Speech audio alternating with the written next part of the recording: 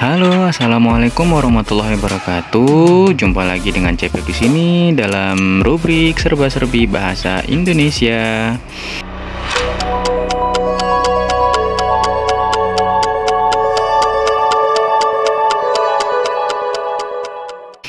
Sudah siap belajar lagi belum sama Cepep? Pasti dong, harus sudah siap ya. Oke, materi kita kali ini tentang tunggu dulu, mau tanya-tanya dulu. Kira-kira nih ada yang suka makan bakwan jagung atau jus alpukat tuh? Wah, seger kayaknya kalau lagi panas-panas ya. Nah, ini nih, ada yang bisa gambar nggak tuh? Gambar gunung standar kayak gitu ya. Terus caranya nyalain laptop gimana sih? Nah, cara bikin bakwan jagung, cara buat jus alpukat, cara bikin gambar yang bagus, cara menyalakan laptop, itu semua ada kaitannya dengan materi yang akan kita pelajari pada hari ini. Apa sih materi kita hari ini? Tadam! Ya, ini dia. Kita akan belajar tentang teks prosedur. Oke. Jadi, tujuan pembelajaran kita adalah satu, kita bisa mengidentifikasi teks prosedur tentang cara melakukan atau membuat sesuatu. Kedua, kita bisa menyimpulkan isi teks prosedur. Ketiga, kita bisa menelaah struktur dan kebahasaan teks prosedur. Dan yang terakhir, kita bisa menyajikan data rangkaian kegiatan dalam bentuk teks prosedur. Oke. Nah, jadi apa sih teks prosedur itu? Teks prosedur adalah teks yang berisi langkah-langkah yang harus dilakukan untuk melakukan suatu aktivitas atau tujuan tertentu. Tujuan dari penulisan teks prosedur ada dua ya. Yang pertama, memberikan petunjuk atau cara melakukan sesuatu melalui serangkaian kegiatan yang urut. Jadi, semua yang dijelaskan, langkah-langkahnya itu, petunjuk-petunjuk yang diberikan harus dibuat berurutan. Ya. Kemudian, tujuan penulisan teks prosedur yang kedua adalah memudahkan pendengar atau pembaca dalam melakukan suatu aktivitas secara tepat. Ini berkaitan dengan tujuan pertama tadi ya. Jadi, memberikan petunjuk untuk melakukan sesuatu dengan urut, dengan runtut ya, supaya apa? Supaya memudahkan pendengar atau pembaca dalam melakukan langkah-langkah tersebut. Oke. Nah, untuk jenis-jenis teks prosedur ada 3 nih. Yang pertama, teks prosedur cara membuat sesuatu. Misalkan, cara membuat bakwan jagung, cara membuat jus alpukat. Nah, itu termasuk jenis teks prosedur cara membuat sesuatu. Jenis yang kedua yaitu teks prosedur cara melakukan sesuatu. Cara melakukan sesuatu misalkan tadi, bagaimanakah cara mencuci tangan yang baik dan benar?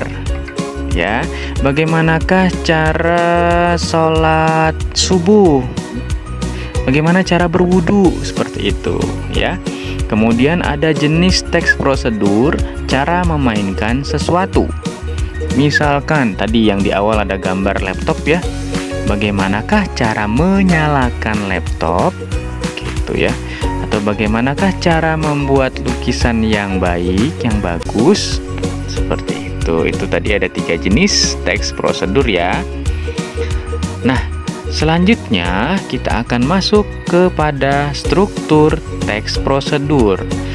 Yang dimaksud struktur itu adalah bagian-bagian yang termasuk di dalamnya ya, yang membangun unsur-unsur dari teks tersebut. Apa aja sih struktur teks prosedur? Yang pertama ada tujuan. Tujuan ini biasanya bisa berupa judul kalau dalam teks prosedur. Tadi ya, membuat resep membuat bakwan jagung, berarti tujuannya adalah bisa membuat bakwan jagung.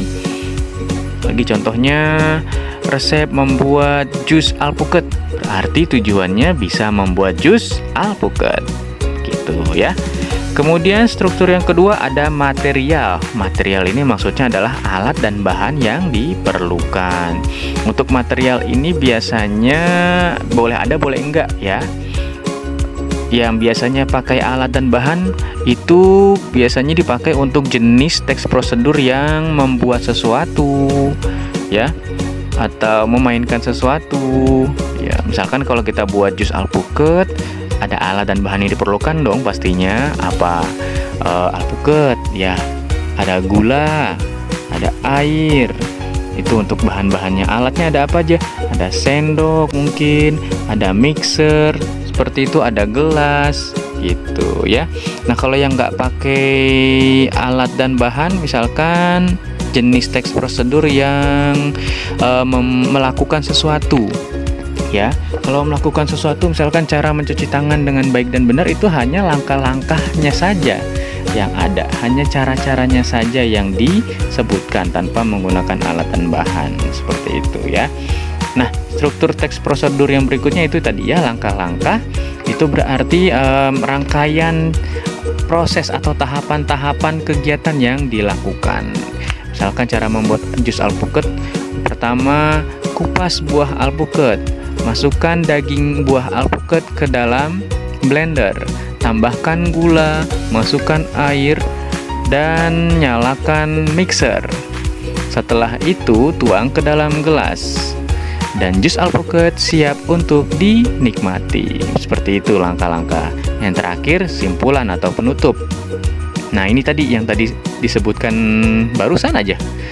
Simpulan atau penutup itu biasanya berisi tentang ajakan atau sesuatu hal yang menyenangkan setelah melakukan kegiatan tersebut, setelah melakukan langkah-langkah atau tahapan dalam melakukan suatu hal, ya. Kayak tadi, setelah jus dituang ke dalam gelas, maka jus alpukat siap untuk dinikmati di cuaca yang panas dengan tambahan es batu yang dingin menyegarkan, seperti itu ya. Oke, lanjut. Next, kita beralih ke kaidah kebahasaan teks prosedur.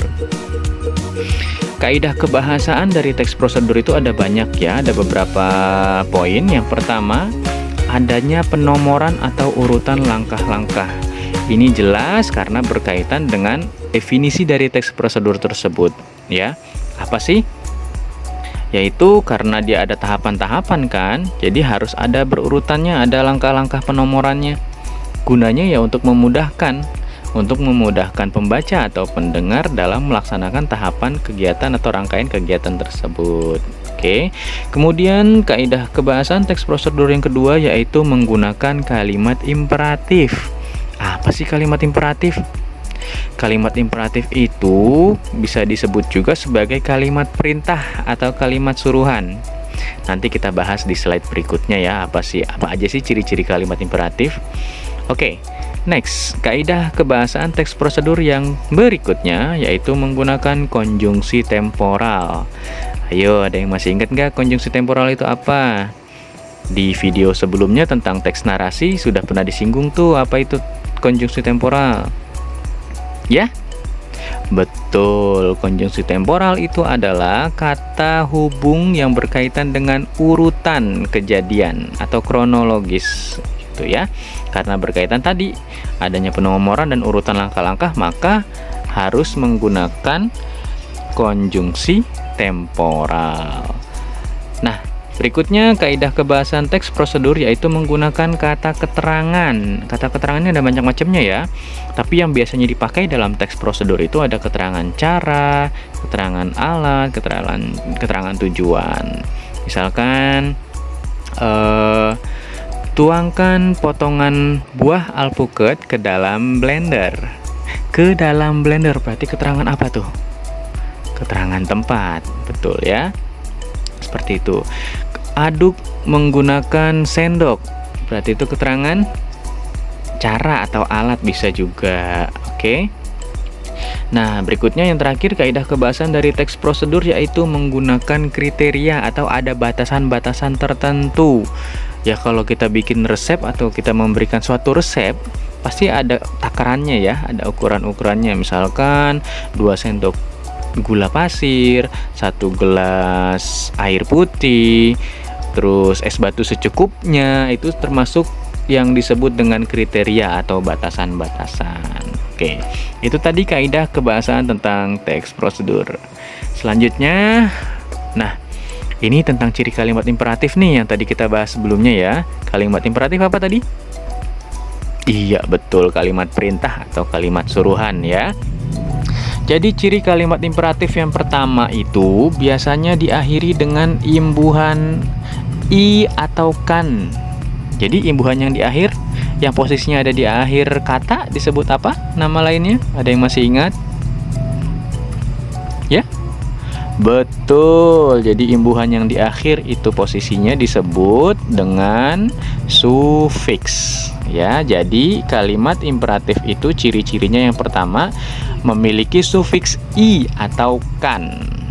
Ya, kemudian ciri kalimat imperatif yang berikutnya juga menggunakan partikel lah. Misalnya, buatlah atau sajikanlah, tuh ada kannya juga, ada lahnya juga, gitu ya.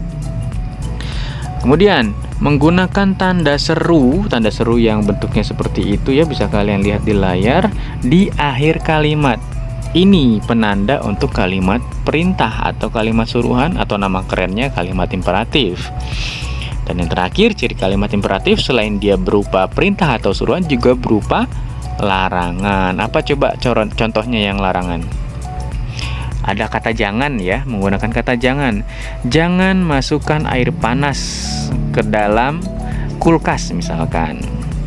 Ya. Jangan memasak atau menggoreng ikan dengan api panas, api yang besar.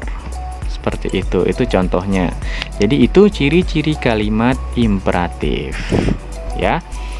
Next, yang terakhir di materi kita hari ini yaitu menyimpulkan teks prosedur. Bagaimana sih caranya kita menyimpulkan teks prosedur? Yang pertama, kita harus baca dulu secara keseluruhan teks tersebut. Lalu kita pahami baik-baik apa sih yang sedang dibahas, bagaimana sih langkah-langkahnya, apa aja sih yang mau dibuat, seperti itu ya. Kemudian baru kita tentukan kalimat utamanya. Dan yang terakhir, kita buatlah simpulan setelah menentukan inti paragraf dari teks prosedur tersebut. Oke, itu tadi sekilas singkat tentang materi teks prosedur di video kali ini. Apabila kalian ada pertanyaan atau masih ada yang belum paham, boleh tulis di kolom komentar atau bisa hubungi Pak Guru CPEP di media sosial CPEP ya, bisa lewat Instagram, Facebook, seperti itu. Buat kalian yang baru mampir, jangan lupa diklik subscribe juga ya, karena akan ada banyak materi-materi lainnya yang menarik dan informatif untuk kalian. Kalau kalian suka dengan video ini, jangan lupa juga klik tombol like-nya dan bagikan ke teman-teman kalian, ke saudara kalian apabila dirasa video ini bermanfaat. Oke, sekian dulu video untuk kali ini. Kita bertemu lagi di pertemuan atau di video selanjutnya. Terima kasih. Assalamualaikum warahmatullahi wabarakatuh.